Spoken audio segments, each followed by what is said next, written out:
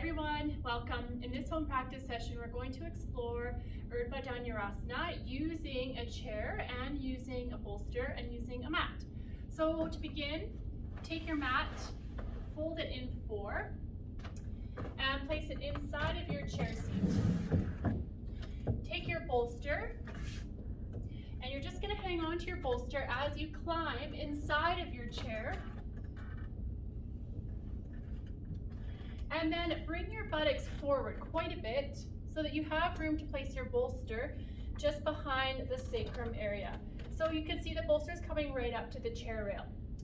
Then I'm going to push down on the bolster and bring the buttocks way off of the chair seat and lay the shoulder blades down onto the bolster support.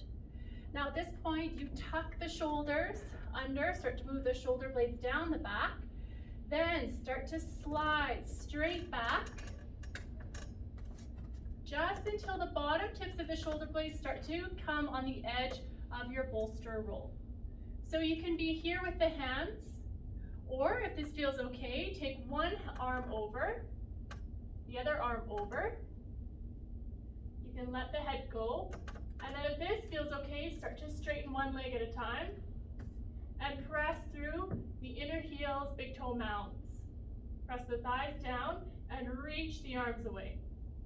You can change the arm position, bend the elbows, interlace your fingers around the back of the head, and then release the head down. Okay, and then to come up, you support the neck, bring it in line with your spine, bend the knees, then bring your hands to the chair rail, slide back slightly, press into your elbows, and on the exhalation, come up leading with the sternum. And then sit back and sit straight and just release the head down, keeping the spine straight. So this is a really nice variation to get that curvature in the upper spine. Let us know if you have any questions, and we wish you happy practicing. Namaste.